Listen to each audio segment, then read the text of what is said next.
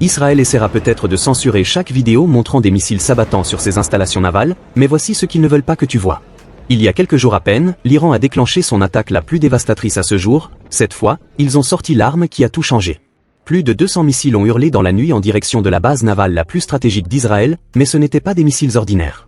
Le corps des gardiens de la révolution islamique venait tout juste de déployer son arme secrète, les missiles hypersoniques Fatah que les systèmes de défense pourtant réputés d'Israël étaient tout simplement incapables d'intercepter.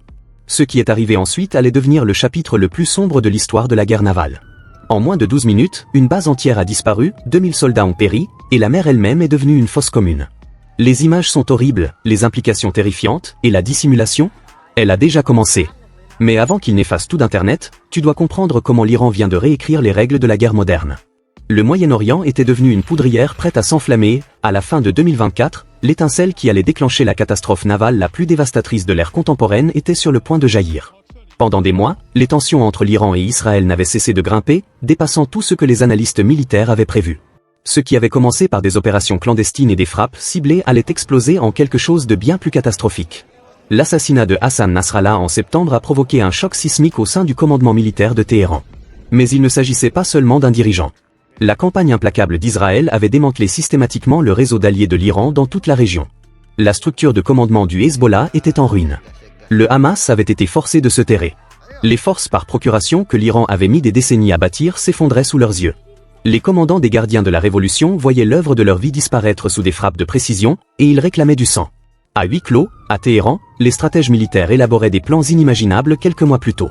Les gestes symboliques ne les intéressaient plus. Cette fois, ils voulaient infliger un coup si dévastateur qu'Israël ne s'en relèverait jamais. Leur sélection de cibles était méthodique, calculée et terrifiante dans son ambition.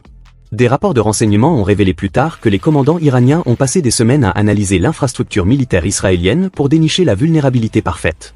Ils l'ont trouvé dans les opérations navales d'Israël, précisément pendant un vaste exercice d'entraînement qui concentrerait un nombre de personnel sans précédent sur un seul site. Les systèmes défensifs de la base n'avaient pas été modernisés depuis des années, une négligence critique repérée par les planificateurs iraniens. Les images satellites montraient des abris obsolètes et des installations surpeuplées qui transformaient ce qui aurait dû être une forteresse en piège mortel potentiel. Ce qui rendait la situation encore plus dangereuse, c'était l'angle mort du renseignement qui s'était créé. Les chefs militaires israéliens, confiants dans leur supériorité technologique, s'étaient endormis sur leur laurier.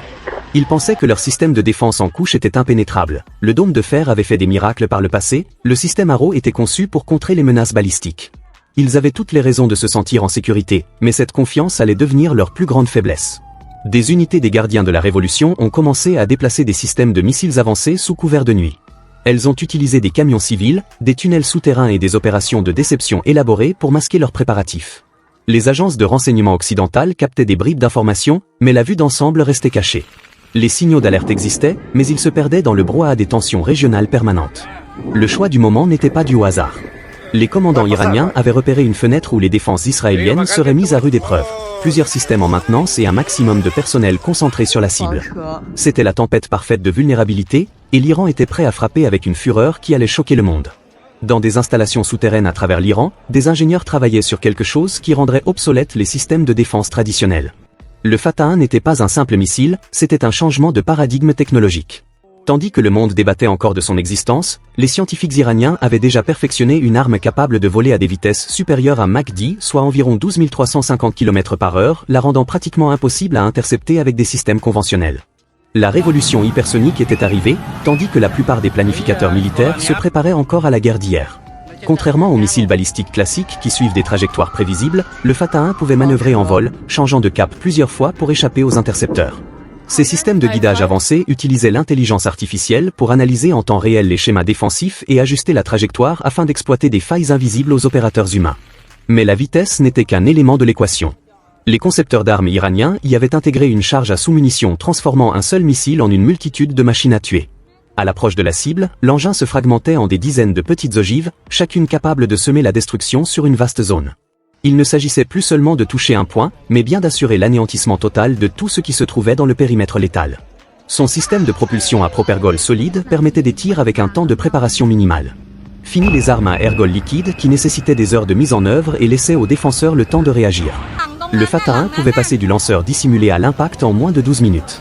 Pour une frappe sur Israël depuis le territoire iranien, les défenseurs disposaient de moins de temps qu'il n'en faut pour préparer un café. Les experts militaires qui ont analysé plus tard les capacités de cette arme l'ont qualifié de « tournant décisif », ayant bouleversé l'équilibre des forces en une nuit. La phase finale du missile intégrait un contrôle vectoriel de poussée, autorisant des corrections de trajectoire à la dernière seconde et rendant presque impossible le calcul d'une solution d'interception. Même si le radar parvenait à le suivre, ce qui restait douteux à cause de l'enveloppe plasma générée à ces vitesses, ces manœuvres constantes faisaient qu'au moment où un intercepteur était lancé, la cible avait déjà changé de position. Ce qui a le plus effrayé les planificateurs de défense, c'est la prise de conscience que l'Iran n'en avait pas construit un ou deux, mais possédait potentiellement un arsenal de dizaines, voire de centaines de ces armes, chacune capable de déjouer les systèmes de défense les plus sophistiqués de la planète. L'ère des boucliers antimissiles impénétrables était révolue, et tout le monde le savait. L'impact psychologique était presque aussi dévastateur que la puissance physique. Des commandants militaires qui avaient bâti leur carrière sur la suprématie de la technologie défensive se retrouvaient face à une menace qu'ils ne pouvaient stopper. Les milliards investis dans la défense antimissile semblaient désormais vains face à un ennemi qui avait complètement dépassé la guerre conventionnelle. Dans les salles d'opération à travers la région, les stratèges ont dû affronter une nouvelle réalité terrifiante. Une fois ces armes lancées, rien ne pourrait les arrêter. Et l'Iran était sur le point d'en faire la démonstration de la manière la plus dévastatrice qui soit. La nuit avait commencé comme n'importe quelle autre sur la base navale. Les marins effectuaient la routine, les équipes de maintenance bossaient sur les bâtiments, et l'exercice d'entraînement suivait son planning. À 2h47 du matin, tout a basculé. Les opérateurs radars ont repéré des échos se déplaçant à des vitesses impossibles. En quelques secondes, les sirènes ont hurlé dans toute la base tandis que l'impossible devenait réel. La première vague est arrivée du nord-est, tirée depuis des plateformes mobiles cachées dans les montagnes iraniennes. 47 missiles hypersoniques Fatah 1 ont fendu la nuit, leurs enveloppes de plasma flamboyant comme des pluies d'étoiles. Les défenseurs disposaient de moins de 8 minutes pour réagir, mais les systèmes ramaient déjà. Les missiles ne suivaient aucune trajectoire balistique, ils dansaient dans le ciel, exécutant des manœuvres qui défiaient la physique. Des intercepteurs Arrow 3 ont été lancés à l'aveugle, leurs opérateurs sachant qu'ils livraient un combat perdu d'avance. Conçus pour frapper des cibles au parcours prévisible, les missiles défensifs n'arrivaient pas à suivre les projectiles hypersoniques qui zigzaguaient dans leur zone d'engagement. Un par un, les intercepteurs ont raté, explosant dans le vide tandis que les missiles iraniens poursuivaient leur descente mortelle. Le dôme de fer, fierté d'Israël, n'était pas taillé pour ce genre de menace. Habitués à stopper roquettes, obus ou missiles de croisière, ils restaient impuissants face à des armes fonçant à 10 fois la vitesse du son. Les opérateurs ont regardé, impuissants, leurs filets protecteurs devenir inutiles contre ce nouveau fléau. Puis la deuxième vague a déboulé. Avant même que la base comprenne ce qui se passait, 60 autres missiles fonçaient déjà à mi-chemin. Cette fois, l'Iran a mêlé missiles balistiques classiques et projectiles hypersoniques, créant une attaque de saturation qui a submergé tous les systèmes défensifs d'un coup. Le ciel s'est embrasé, les intercepteurs tiraient sur tout et n'importe quoi, mais les Fatah glissaient comme des fantômes. Les premiers impacts ont frappé à 2h55. Les marins sur le pont n'ont eu que l'ombre d'un instant pour réaliser la menace avant que leur monde n'explose. Lancés plus vite que des balles de fusil, les Fatah ont percuté navires, bâtiments et positions défensives avec une énergie cinétique dévastatrice. Et l'horreur ne faisait que commencer. Chaque missile s'est fragmenté en sous-munitions, recouvrant des pans entiers de la base d'ogives plus petites. Les radars ont disparu dans des boules de feu, les centres de commandement se sont effondrés lorsque des ogives perforantes ont creusé profondément avant d'exploser. La tour de communication principale, pourtant blindée, s'est écroulée comme du papier. En quelques minutes, toute coordination défensive était réduite à néant. La troisième vague a frappé alors que les incendies des deux premières se propageaient encore. Cette fois, l'Iran visait directement les bâtiments de guerre. Destroyers et patrouilleurs, amarrés sans pouvoir se disperser, sont devenus des cibles immobiles. Les sous-munitions ont transformé chaque quasi-raté en coup fatal. Des fragments ont transpercé coques et superstructures, rayant de la carte des navires construits en plusieurs années. À 3h10, moins de 25 minutes après le premier tir, l'attaque était terminée, mais la base, elle, n'existait plus en tant qu'installation militaire opérationnelle. À la place, il ne restait qu'un brasier de débris. La violence avait été telle que beaucoup n'avaient même pas atteint les abris. Ils sont morts sur place, victimes d'une guerre allant plus vite que le temps de réaction humain. Le choix de la date n'était pas un hasard. Le renseignement iranien savait que cette nuit-là, la base accueillait son plus gros exercice annuel. Plus de 2000 personnes se tassaient dans des infrastructures prévues pour moitié moins. Dortoirs bondés, réfectoires ouverts en continu, structures temporaires dressées à la hâte, la cible idéale pour un carnage maximal. Quand les premières alertes ont retenti, la confusion a régné. Beaucoup ont cru à une simulation surprise. Des secondes précieuses ont été perdues. Quand la réalité a enfin éclaté, les missiles entamaient déjà leur plongée finale. La course vers les abris s'est changée en lutte désespérée pour survivre. Les bunkers protecteurs, construits dans les années 1980, n'étaient pas conçus pour encaisser des armes hypersoniques. Leurs murs de béton armé, capables d'encaisser des explosifs classiques, ont craqué puis éclaté sous une énergie comparable à celle de petites météorites. Ceux qui avaient réussi à s'y réfugier se sont retrouvés piégés quand les plafonds se sont effondrés et les parois ont cédé. Dans la zone portuaire, c'était pire encore. Les marins à bord n'avaient nulle part où fuir. Les navires, collés pour l'exercice, formaient une boîte mortelle où chaque sous-munition trouvait sa cible. Les équipes de lutte incendie ont été anéanties avant d'atteindre leur poste. Les bâtiments ont chaviré et coulé, enfermant des centaines d'hommes sous les ponts, les portes étanches scellées par des consignes devenues des sentences de mort. Les infirmeries, débordées en quelques minutes, ont viré au cauchemar. Les infirmiers, formés aux blessures de combat classiques, faisaient face à des traumatismes jamais vus. Les impacts hypersoniques ne faisaient pas que tuer, ils vaporisaient. Des corps déchirés par des ondes de choc supersoniques, des brûlures de plasma mêlées à des éclats de sous-munitions, le triage a cédé quand le nombre de cas critiques a explosé. Les communications extérieures avaient sauté dès les premières minutes. Impossible d'appeler du secours, d'organiser une évacuation, ou même de prévenir les familles. Les impulsions électromagnétiques générées par les impacts hypersoniques ont grillé l'électronique. Les groupes électrogènes de secours, eux-mêmes touchés par les sous-munitions, n'ont fourni qu'une lumière vacillante avant de s'éteindre. À l'aube, l'ampleur du désastre est apparue. Là où se dressaient fièrement des bâtiments de guerre, il ne restait que métal tordu. Les bâtiments administratifs n'étaient plus que gravats, et le port se noyait sous les débris, le fioul et pire encore. Des corps flottaient parmi les épaves, les eaux méditerranéennes viraient au rouge. Des survivants, brûlés ou traumatisés, erraient hagards dans la dévastation. Les rares équipes de secours parvenues jusque-là étaient dépassées. Ce n'était pas une scène d'attaque classique avec zone sur et zone touchée, la base entière avait été méthodiquement détruite. Chaque structure était abîmée, chaque secteur comptait des victimes. Les sous-munitions avaient banni toute zone refuge. Les témoignages de rescapés évoquent un chaos total. Un marin a vu toute son unité disparaître dans un éclair. Un autre a raconté avoir été projeté sur environ 15 mètres avant d'atterrir dans une eau saturée de débris et de cadavres. Des officiers censés diriger la riposte ont fait partie des premières victimes, leur poste de commandement ciblé par les ogives perforantes. Le bilan macabre n'a cessé de grimper à mesure que les sauveteurs creusaient. Des dortoirs entiers se sont effondrés sur des centaines d'occupants. Des navires ont coulé si vite que les équipages sous les ponts n'ont eu aucune chance. L'hôpital de la base, frappé à plusieurs reprises, est devenu un tombeau pour patients et personnel. Ce qui devait être un simple exercice de routine s'est transformé en la nuit la plus meurtrière de l'histoire navale israélienne.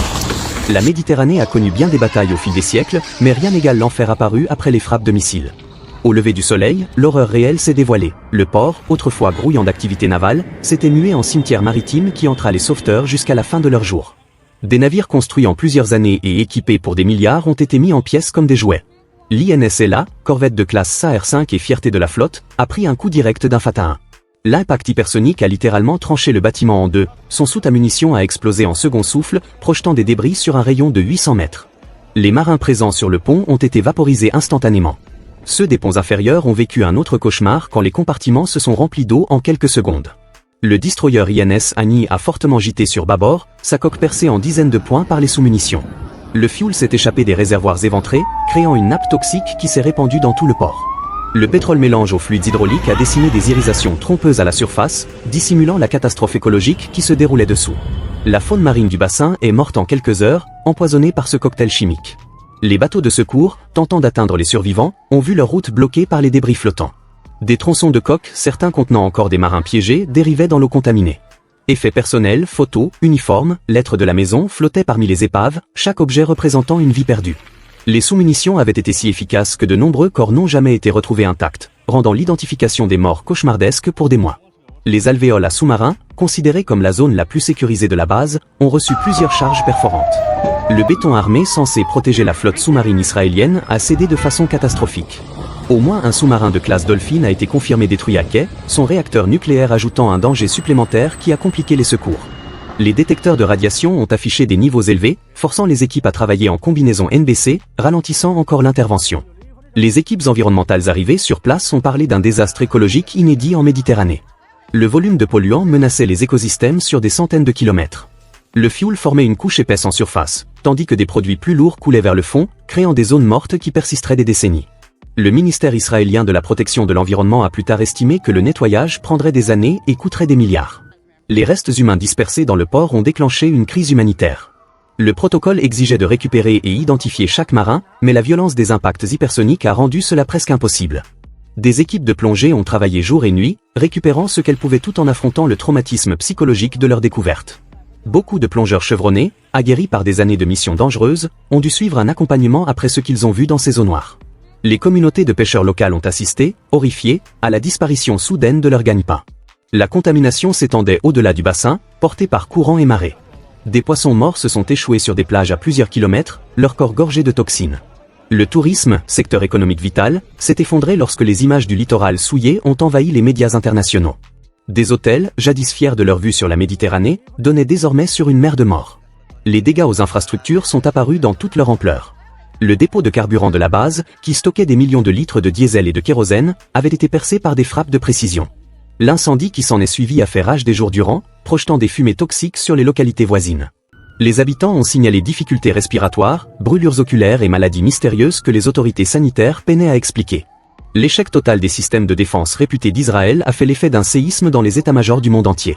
Des décennies durant, l'État hébreu avait bâti sa doctrine de sécurité sur la supériorité technologique et des défenses aériennes multicouches. Le dôme de fer, la fronde de David et les systèmes Arrow devaient former un bouclier imparable. En moins de 30 minutes, l'Iran venait de prouver que ce bouclier était de papier. Les analyses post-attaque ont révélé des défaillances catastrophiques à tous les niveaux. Le système Arrow 3, conçu pour intercepter des missiles balistiques dans l'espace, n'a pas pu engager les Fatah 1, lesquels ne suivaient jamais de trajectoire balistique. Leur manœuvrabilité constante et leur vitesse hypersonique faisaient que, le temps que les ordinateurs calculent une solution d'interception, la cible avait déjà changé de cap. Les opérateurs racontent avoir regardé, impuissants, leurs intercepteurs les plus avancés passer à côté des menaces. Le dôme de fer, devenu légendaire pour avoir stoppé les roquettes du Hamas, a tout simplement été submergé. Conçu pour des menaces plus lentes et prévisibles, son algorithme de ciblage ne pouvait gérer des objets filant à Mach 10. Certaines batteries n'ont même pas tenté d'engager la cible, leurs ordinateurs rejetaient les signatures hypersoniques comme fausses lectures. Les rares qui ont tiré ont gaspillé leurs intercepteurs dans des tentatives vaines. Aux insuffisances technologiques se sont ajoutés des ratés du renseignement. Malgré des milliards investis dans la surveillance satellitaire et le SIGIN, les services israéliens ont manqué le déploiement massif de missiles iraniens. Des enquêtes ultérieures ont révélé que Téhéran avait utilisé des techniques de déception sophistiquées, mêlant lanceurs factices et guerre électronique, pour masquer ses préparatifs. L'appareil de renseignement israélien, jadis réputé omniscient, a été pris de court. Les commandants ayant survécu ont témoigné de la paralysie qui a frappé les opérations défensives. La doctrine traditionnelle misait sur l'alerte précoce, la priorisation des cibles et une interception coordonnée. Mais quand des missiles arrivent plus vite que la décision humaine, tout s'effondre. Les systèmes automatiques, programmés sur des hypothèses classiques, ont échoué face à des armes qui les contredisaient. Les radars eux-mêmes sont devenus un problème. Conçus pour suivre des trajectoires prévisibles, ils peinaient à maintenir le verrouillage sur des cibles hypersoniques manœuvrières. L'enveloppe plasma entourant les missiles à ces vitesses créait des retours sporadiques, brouillant les algorithmes de suivi. Les écrans se sont remplis d'échos fantômes tandis que les projectiles réels passaient inaperçus. Plus accablant encore, il est apparu que les chefs militaires connaissaient ces failles mais avaient choisi de les ignorer. Des rapports classifiés montrent que des contractants avaient alerté depuis des années sur la menace hypersonique, mais moderniser les systèmes aurait coûté des dizaines de milliards et obligé à admettre l'insuffisance des défenses existantes. La pression politique pour maintenir l'illusion d'invincibilité a prévalu sur la réalité militaire. Le facteur humain a été tout aussi désastreux. Les équipes de défense aérienne, formées sur simulateurs à des comportements de missiles conventionnels, ont vu leurs réflexes devenir inutiles. La vitesse d'engagement laissait zéro marge pour la prise de décision soigneuse prônée par leur formation. Les jeunes opérateurs, dépassés par la cascade de panne, ont commis des erreurs critiques. Certaines batteries ont vidé tout leur stock d'intercepteurs dans la panique, se retrouvant incapables de contrer les vagues suivantes. Les observateurs militaires internationaux ont noté que l'échec d'Israël dépassait largement ses frontières. Si le réseau antimissile le plus avancé du monde pouvait être anéanti si complètement, quel espoir restait-il aux autres ? Les ministères de la défense du globe ont lancé en urgence des audits de leur propre système, réalisant que des décennies d'investissement pouvaient être rendues caduques par les armes hypersoniques. L'ère de la défense assurée était terminée, remplacée par une nouvelle réalité terrifiante où l'attaque possède désormais un avantage insurmontable.